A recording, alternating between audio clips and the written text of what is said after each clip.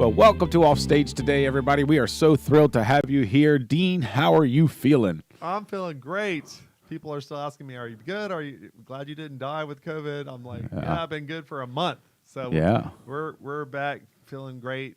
And Loving basketball, being able to exercise, do all that stuff. So yes. Getting back into the flow. I just went to the doctor today, and of course that's always fun, and getting all checked out and wonderful things. And they're always shocked at my resting heart rate because I'm not what's known as a skinny person, but my resting heart rate is really low. So it's a good thing. But hey, we're thrilled. We're here. We're going to dive into God's Word. We are in Genesis again. We're talking about the story of the life of Joseph. Today we're going to see how Joseph's life flips the script the other way. We've talked in the last few weeks about how he was the favored son and all that, and then he was thrown into the pit and into slavery and sold, and then he was in Potiphar's house, and things kind of happened there, and he got thrown into prison.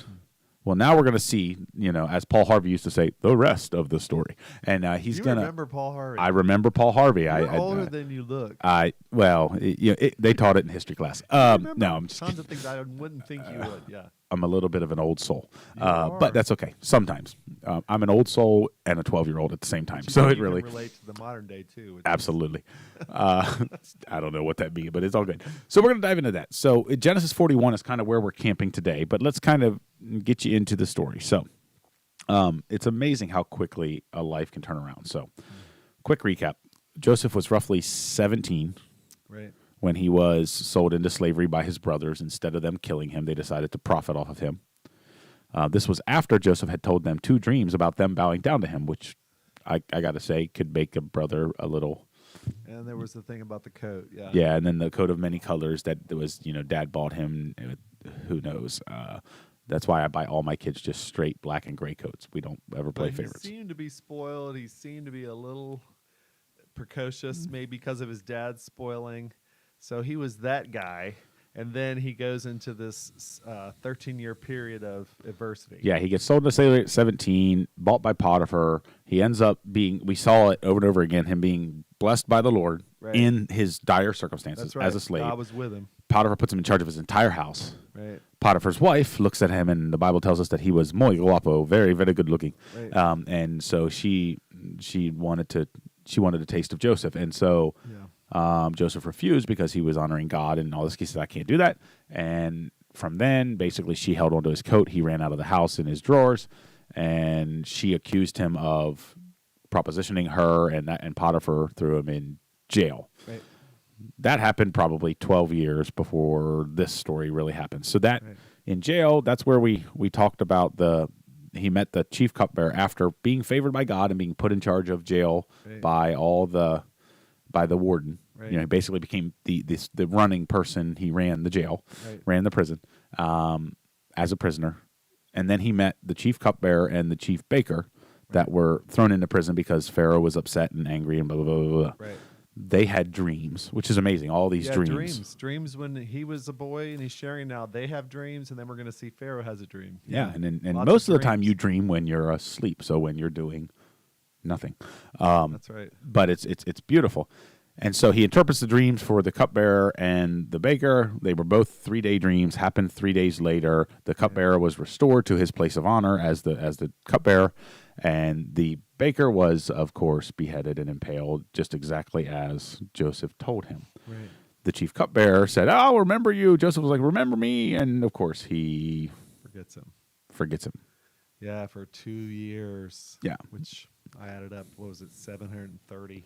Yeah, it's 730. 30 days in the prison.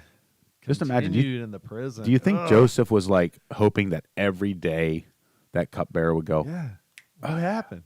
I got it right. I'm this famous guy with the dreams. Come on.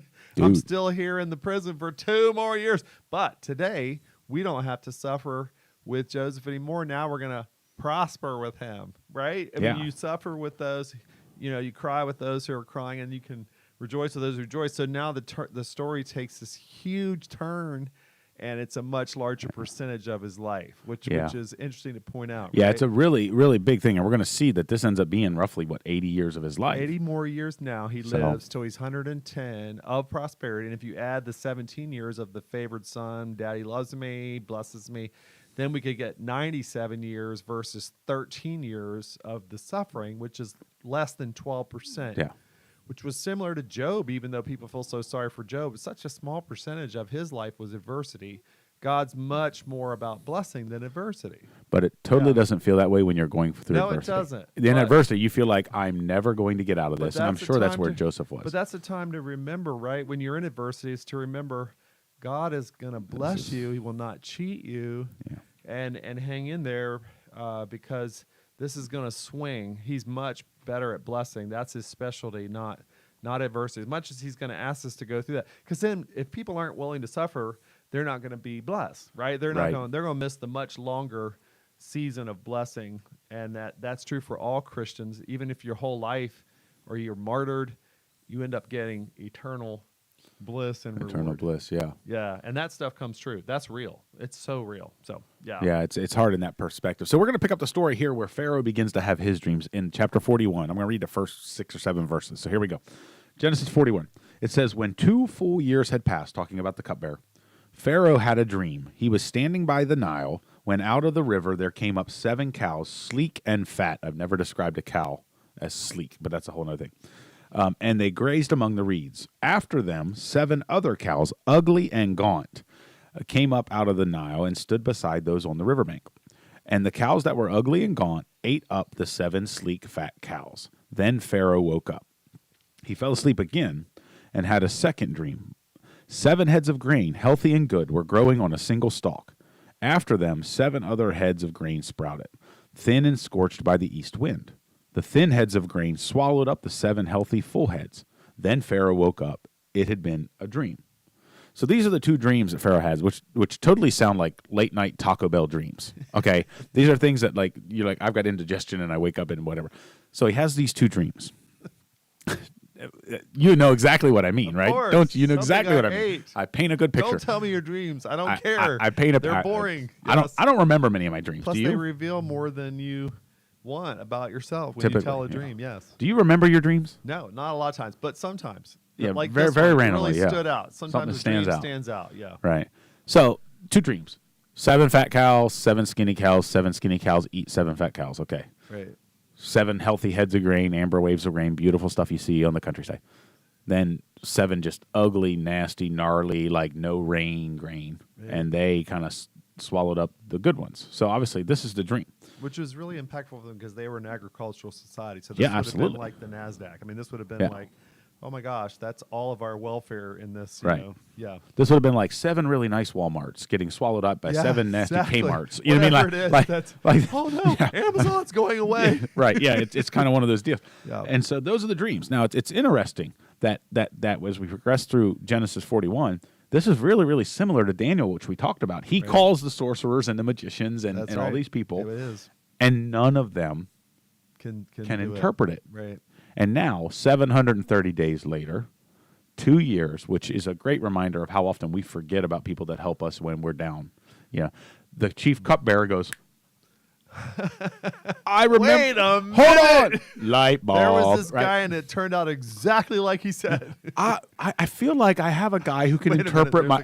2 years. 2 years. Yeah, 2 years. He goes, there was this. He's still probably there. Yeah. He goes, there was this guy in prison that interpreted my dream. I mean, to the letter. Exactly. Right. And he didn't just interpret mine. He interpreted the baker's. He didn't say the baker, but he was like this other guy who's like, who's been dead for 2 years. He goes, he interpreted his through. And he was a little hesitant to bring it up, right? Because he didn't want to remind He didn't want to remind Pharaoh, like, hey, you remember when you were really, really furious at me and you threw me in prison? Like, and that's like way in the past. Yeah, but now you're good, right? Yeah. So he did that.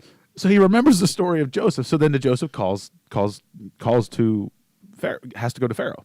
Pharaoh calls him, and so then Joseph's got to get cleaned up because he's been in prison for what we know to be roughly 13 years. And it wasn't prison like us where it was 3 square meals a day and you have a shower and you have awful. It was dirt, hole in and Pharaoh's the opposite, right? So the environment that he's going into is clothing, scents, and food, and oh my gosh, now he's being taken from the pit, the slimy pit where he's been looked at as a scumbag, and now he's going to be brought into it's just a huge change. Just this palace of, I mean, you could not be you like, better get cleaned up now. Your 13 years are over. You're going to be, if you look back, you go, oh my gosh, here comes 80 years now of prosperity. Yeah.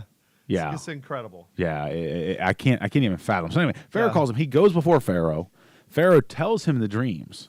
Right. And he goes, I understand you can tell me what's going on. Right. And I love Joseph's response because as I was reading this last night, it's amazing. In verse 16, here's what he says. Joseph looks at him, and again, this parallels Daniel as well, which is amazing. He goes, oh wait, I'm in the wrong chapter. Okay, here we go. Joseph said in verse 16, 41, I cannot do it, Joseph replied to Pharaoh, but God will give Pharaoh the answer he desires, which is amazing. So Joseph automatically goes, no, listen. I can't, but God can. Which I think we just need to stop. That's a total side lesson for us to learn. Powerful thing. Like we always say, well, God won't give you more than you can. No, that's not true. God doesn't ever give you more than he can handle. Right. I can't, but God can. And so this is such a cool moment. And that's where Joseph is at the end of his suffering. 13 years, he's still willing. He's still going, hey, there's a God. Yeah. And God can. He's not just, because a lot of times at the end of our 13 years of suffering, we're like, whatever, bitter, angry at the brothers. Yeah. God, you throw me away. Forget God, right? That typical thing would be, no, God, forget them. I'm mad at everybody. I'm skeptical. I'm just caught up in my pity party. He comes out, he goes, yeah, there's a God. He can. And he's still there, and he's been with me even in slavery and imprisonment. It's like, wow. It would be his adversity, you see, has prepared him now to handle what's coming. It would be really easy to be CeeLo Green in this process and forget you know what I mean? And that kind of thing. But he doesn't. It's amazing how, and just like we talked about last week, which if you haven't caught up on our podcast, you can go back and watch them basically anywhere you can get a podcast. He stayed blessable. Right. He stayed faithful. Right. He never destroyed the ability for God to work in his life, regardless of the situation. Right. And this is the remnant of it, is that he grew in humility of, oh wait, because when he told his brothers, when he told his brothers the dream, it was not in humility. He was a precocious, arrogant 17-year-old kid. It was probably in stupidity. And they were angry. They didn't like them, and he was that guy. And then adversity, you're right, it took 13 years to make him humble enough to handle what's coming, which was everybody bowing down to him, but he doesn't believe it. He's not like, I'm not that. No, I'm not that. Don't worry. But if he had gone from 17-year-old stuck-up little spoiled kid to this what's about to happen to him, he would not have been able to handle it. Adversity, it took that long to build the quality of humility. Yep. Yeah, and so I guess the question God can. So to make this incredibly personal, I have to go, well, how long do I have to go through adversity before I learn humility and can handle prosperity? I don't want to go through it for 13 years, so I want to try to learn it as much as I can. So anyway, Joseph goes, hey, listen, all right, God's going to give it to you. So then he takes a dream and he goes, hey, here's what it means. He goes, hey, the two dreams are the same. They're one and the same. God gave it to you twice because he's already decided that it's going to happen. Yeah. He said, so this is what it is. 7 years, the fat cows and the healthy grain, here's what they mean. It means that you're going to have 7 years of just incredible growth and plenty and food and everything. And then the 7 skinny, ugly cows and the 7 scorched heads of grain. That means it's going to be followed immediately by 7 years of famine where everything is going to be desolate. Right. It's just going to be worldwide. Like it's crazy. Keep in mind, Egypt was kind of the ruler of the world at the time. Right. I mean, it was a deal. He goes, so look, this is it. He goes, in fact, the famine is going to be so bad that people will forget about the 7 years of plenty. So I would recommend that you get somebody to handle this, to help you prep during the 7 years, like for the next 7 years. Like if you knew 7 years from now that you were going to have just nothing, right? Would it change the way you handle this 7 years? You better store up. You better store up. Yeah. So he goes, hey, I would recommend this. And Joseph kind of lays out this whole plan, which obviously was given to him by God. He goes, hey, during the years Plus, he was a good administrator. He was a great administrator. Yeah. That's how he managed Potiphar's house well. And again, don't lose that. It wasn't just because God was blessing him. Right. God put him in places where his skill set was perfect. Right. And so all this kind of stuff. And then in prison, he was a skilled administrator. Right. And so he says, hey, here's what we need to do. You need to have somebody collect 1/5 of all the grain, of all the food, of all the everything each year of the famine. No, of the prosperity. Of the prosperity, I'm sorry, of the famine. To prepare for the famine. Right. That way you'll have plenty, right? You can plan for it, we can store it, we can do this so that when the famine comes, we can protect and save our country. Not to mention they'll get stinking rich off it, right? Yeah, there's a whole another, because people are going to sell their property, people are going to sell all of that. Pharaoh loves that, yeah. Yeah, right? He was never, it's not about the money, right? But it was for Pharaoh. Pharaoh was like, wow, then I'll own the world even more. Yeah, basically, I can get the people to come to me, and they won't have any money because they will have no goods because the famine will have basically taken them because it was a heavily driven agricultural thing. Right. They'll have to sell me their land and their children and their, I mean, all this kind of stuff. Then he really owns the world. Yeah. Right. So then you get down to verse 38 in Genesis 41, and Pharaoh, at the end of this, he goes, listen, so Pharaoh asked, can we find anyone like this man, one in whom is the Spirit of God? This is big. Because that's a capital G God. This is Pharaoh who they have like all the little G gods in the world. Right. This is guy who says, can we find somebody like Joseph in whom has the spirit of the God? God, like and Yahweh. He just got cleaned up, right? And he just came from prison. Like, first date that guy. First oh my date gosh. with deodorant. Yeah, which I think there's an eerie similarity between there being 13. I wonder if he could have got the stink completely out. I don't know. Probably not. I don't know. But still, Pharaoh, he was Joseph's amazing because adversity actually gives you that edge spiritually. Yeah, it really does. And so we continue on. Verse 39 says, then Pharaoh said to Joseph, since God has made all this known to you, there is no one so discerning and wise as you. You shall be put in charge of my palace, and all my people are to submit to your orders, which is hilarious. So now all the Egyptian people are submitting to an Israelite. Only with respect to the throne will I be greater than you. He goes, you can tell me what to do, other than with respect to the throne. And the only thing he's ever been in Egypt is a slave and a prisoner. A slave and a prisoner. Yeah. So Pharaoh said to Joseph, I hereby put you in charge of the whole land of Egypt. Now remember the original dreams that Joseph had. All of a sudden, this is starting to play out. To happen. Then Pharaoh took his signet ring from his finger and put it on Joseph's finger. He dressed him in robes of fine linen and put a gold chain around his neck. Very similar to Daniel. That's right. What they did to Daniel. He had him ride in a chariot as his second in command, and people shouted before him, which, by the way, I have to wonder what Potiphar and Potiphar's wife were thinking as they saw Joseph roll through town.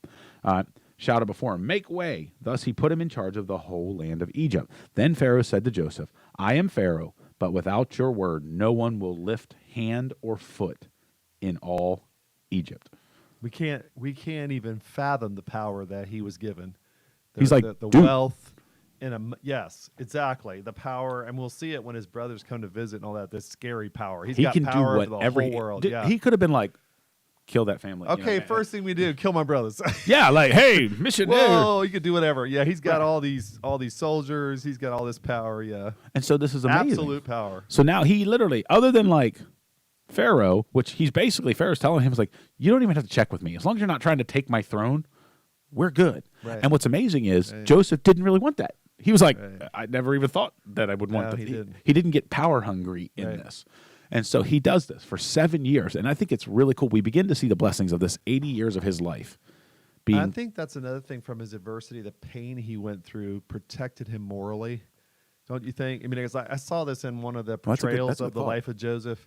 It's like now he'll have even more temptation because of the power and all the things that are available in Egypt. But he had a pain file, huge pain file from his family and from his false accusation of the Potiphar and all that stuff, sitting in prison. And he's just like, he's seen the consequences of sin. So when it's all available, he's like, man, I know that's pain. You know, it took adversity to understand that. Well, and think about it. This just came to my head right now. If what Potiphar's wife had really accused him of 13 years ago, right, he could have made that happen right now. Oh, he could have. He could have with a ton of. He could have had women. He could have had harems. He could have had all of this. And we see he gets right away. He gets the Asenath, the wife. So Pharaoh gives him a wife. And this is such a cool thing. And it was kind of cool. Pharaoh gives him a wife, right? And all this stuff. And then in the years, it says, before the years of famine came, I'm reading in verse 50, 2 sons were born to Joseph by Asenath, daughter of Potiphar, priest of On. Joseph named his firstborn Manasseh, and said, it is because God has made me forget all my trouble and all my father's household. The second son he named Ephraim, and said, it is because God has made me fruitful in the land of my suffering. So Joseph knows what he has gone through. It's not like he's oblivious and is like, oh, okay, God's do. No, he knows. I'm suffering. Right. I've been He's suffering. Not denying it. He's He's not made me forget. glossing over it. Yeah, he's not glossing over it. And so it's a cool blessing in all of this. And those were huge. Those were the half tribes. Like, there's no tribe of Joseph because he got two. Yeah. You know, in the tribes like that we've talked about, Jacob's sons. Joseph ended up getting both his sons in there, the tribe of Ephraim and the tribe of Manasseh, and they were these two boys, which is amazing. Yeah, I mean that's incredible, and to an Egyptian wife, right? And all of these kinds of things. I mean, just incredible. Yeah, like how his situation turned in an instant, but it didn't.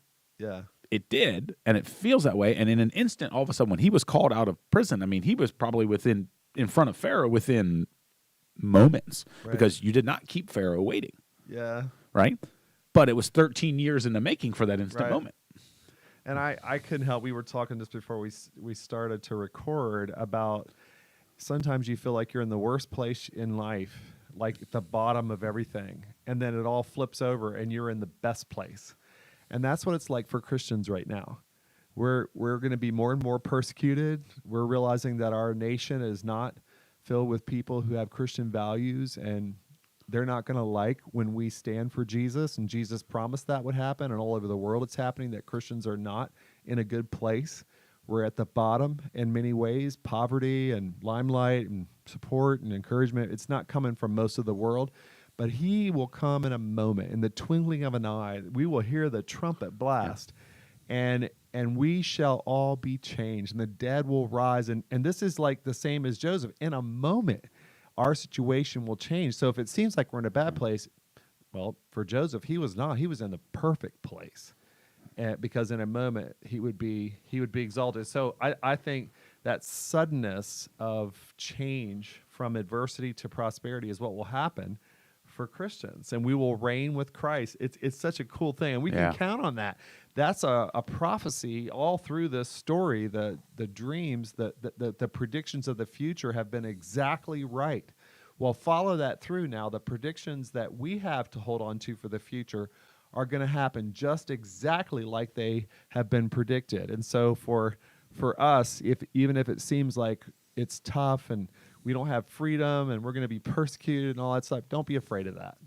Don't be afraid. Just stay with Jesus and all the martyrs and all the people who suffer for Jesus' name. You're in the perfect spot, because in a twinkling of an eye, you will reign with him much longer than your adversity. You will be blessed. Yeah. Yeah, and it's interesting because we talk about adversity. Adversity and success can both destroy people. Right. And it's interesting that Joseph had to, if we go back and talk about all the things that Joseph experienced in this adversity, he met the cupbearer, which then set him up for success. Right. He was able to interpret dreams, which met him up. He was able to hone his managerial skills by running the prison. All of these things. Yep. He was blessed. He was in charge of a house at first when he was a slave. Then he was in charge of a prison, which I had to imagine was probably bigger than the house. Right. Then he was in charge of the country. That's right. And all this but it all things. And so it's amazing because he would say, I had a 13-year setback. Right. I had 13 years where it was taken away from me. But listen, with God, the beauty is sometimes a setback is just a set up. I love that. God had to take him back and in the world's eyes had to kind of tear everything away. Right. To set him up for this moment. Which means it was an ultimate training. It was an ultimate credential. Exactly. Yeah, and we could add the other qualities like humility and protection from it morally, from the pain he experienced. These deeper things that are the reason he was able to handle it. Yes, that all came during the adversity. That's true. And Joseph understood through all of that his was a higher calling. And so we see that. We talk about the parallels today of Christians and things like that. The stock market this week going all crazy and stuff has been incredible to watch. But it should be a reminder that this world's not our home. Right. It's we got to look for something bigger and better. We all want nice things. We all want nice cars. We all want nice houses. And those are not bad things. But if that's the end all be all, I mean, if your life is completely destroyed because the stock market crashed, you weren't in prison like Joseph. I mean, like, that kind of thing. So there's this balance that comes from having a eternal perspective and how everything can change in a moment. Because listen, it doesn't matter if you're driving a Yugo or a McLaren or a Mercedes or a BMW. When the trumpet sounds, if you know Jesus, right now it's just a self-driving car. I mean, it's ultimately what it is, and you're gone, right? Yeah. And we know God says in James, he says, has God not chosen those who are poor in the eyes of the world to be rich in faith and to inherit the kingdom he promised? So again, perspective on our adversity. Let that adversity be a setup, not a setback. Let the adversity be something that grows us. Yeah, because there's advantages to being poor. Blessed are the poor, for theirs is the kingdom of heaven. And the poor shall be rich in faith, and it's harder for a rich man to go through the eye of a needle. It's easier for a camel to go through the eye of a needle than for a rich man to enter the kingdom of heaven. These things just show that there's tremendous advantages to being poor when it comes to spiritual gain. And but that's real. Jesus would say what he said to his disciples: whatever you give up for me, he said, I will give you 100 times as much in this present life and in the next. So again, whatever we suffer, way more adversity, way more reward. God's like, you will not outgive me. Whatever you give up for me is nothing. I will dominate your giving. You give to me, I'll give you 100 times. And then we have faith in that. However long we have to give or sacrifice or even die for him, he will ultimately dominate it with his prosperity. Yeah, it's amazing. And it'll never crash. It'll never be devalued. It'll never go away. I mean, you want to talk about an investment in that. Now, that's easy to say. But in the moment, you have to have that perspective. That's the hard part, is that for the 13 years that Joseph was in there, only 12% of his life. So when you look, I bet when he was 97 years old and you sat down with him, he goes, it really wasn't that big. It wasn't that big a deal. I'm good, right? It's a blip. But if you'd ask him when he was 25, in the middle of it, it would probably be a different answer. And so that's our perspective in it is, listen, we're going to face persecution as the world gets darker. I've said for years that the world's not becoming more and more like Christ. And so as we become more and more like Christ, that gap gets wider. And then we stand in it. But it can all change in the twinkling of an eye. And I want to be more like Christ when he comes back than I am now. And so that's the hope and prayer. But this all sets up. Because remember the dreams that Joseph had of the wheat bowing down to him and his brothers bowing down to him and all that stuff. And check this out. So in verse 57, here's what it says. And all the world came to Egypt to buy grain from Joseph because the famine was severe everywhere. Now, let me ask you a question, just a logical question. Who would be included in all the world? His brothers and his father and his brother Benjamin. That he has not seen for 13 separated from years. And so that's a mix. He would love his father and Benjamin. That would be huge. And then he's got these brothers that beat him up. They sent him to 13 years of suffering. He's got and so he has a perspective because he wants to kill some. If I'm being honest, if you put me in Joseph's shoes, this story probably ends differently. Oh my gosh. Okay, let me just say, power over them now. It probably ends. They'll be bowing to me. The dream will be fulfilled, but it would end differently. Okay, I mean, he was at their mercy, and now they're at his mercy. And they don't even know. And they don't know. They don't even know. This is the drama that will be our last time in the story of Joseph. We'll come to that. That's the last section where he forgives them. Next week. And that's one of my favorite parts in the whole Bible. Because he shows his character. He shows his class. He shows why God favored him over and over again. So some of our takeaways are, listen, adversity, success. Are you still remaining blessable? Are you still remaining favored by God? Because we see this all through Joseph's life. He would not have been successful if he had not went through the adversity and been blessable. And just remember, prosperity is actually harder than adversity spiritually. And just look at the book of Judges for God's people. Every time they were blessed again, they fell away from God. They compromised with the idols and sexual immorality and all kinds of stuff. And so God had to bring the adversity back. And when the adversity came, they got right back with it spiritually. And then the prosperity came, 7 cycles. They just fell off the wagon. And it's a similar thing all through in many different places where we can't handle prosperity. Prosperity is something you have to learn. Are you still dependent? Are you still trusting? Are you still in the same position that brought the prosperity? so often we get up off our knees, we get up out of our faith and trust in that fresh way because we just feel secure, and then we wander away, and pretty soon we're falling into these temptations and all that stuff. And sometimes it takes 13 years to get you ready to even handle a much harder test, which is prosperity. Yeah, in success, we're like the cupbearer. We totally forgot about Joseph. Right? We forget about and God. we forget about God. Yeah. And so all that kind of stuff. It's interesting you said the book of Judges, a little cross promotion. The Wave Student Ministry is doing a Wednesday night Bible study starting next week, a little Zoom Bible thing where awesome. They're going to go through the book of Judges. Yeah, that's so good. It's something that students had asked about, society. and so Matt's going to do a great job with that and walk them through. They just did James, kind of springboarding off of what we did almost a year ago. And they're going to do the book of Judges and walk through and see that kind of story. So it's amazing. So takeaways for today. 1, always remain blessable. Regardless of what is happening in the world around you, understand it's not your home. You have a bigger purpose. You want to be faithful to God, whether you're in adversity or in plenty, which are both hard. Understand that your situation can change in a moment because that's just how God works. Right. He can change it in a heartbeat, right? And just continue to understand that sometimes adversity is a setback that's actually a setup. Yeah, it's a setup for something that God's going to do. Don't look at it as a setback. Look at it as a setup because, again, God knows everything. And if God needs to move you left to get you to go 4 steps to the right, let him. And he's got much more blessing than pain. Just you got to hold on to that. The time to believe that is when you're suffering. You got to believe, because otherwise you give up. I started following the Lord, it ruined my life. I started taking, steps and believing, and I got stomped by my friends, by my society, I even lost the things I love because God made me give them up because they were wrong. Mm-hmm. And I'm sitting here thinking, is it worth it? And just remember, if it's hard, even if it's hard for 13 years, even if it's hard for the rest of your life and you die as a martyr, there is way more blessing than pain. And even Job, the worst example. I mean, everybody's used, I don't want to be Job. He was so blessed. He was the richest man in the land. He got it all back. And most of his life, and including his eternal life, he spent as the most blessed person. So, God doesn't ruin your life. Yeah. God changes your life. Yeah. That appears sometimes like he ruined it. Right.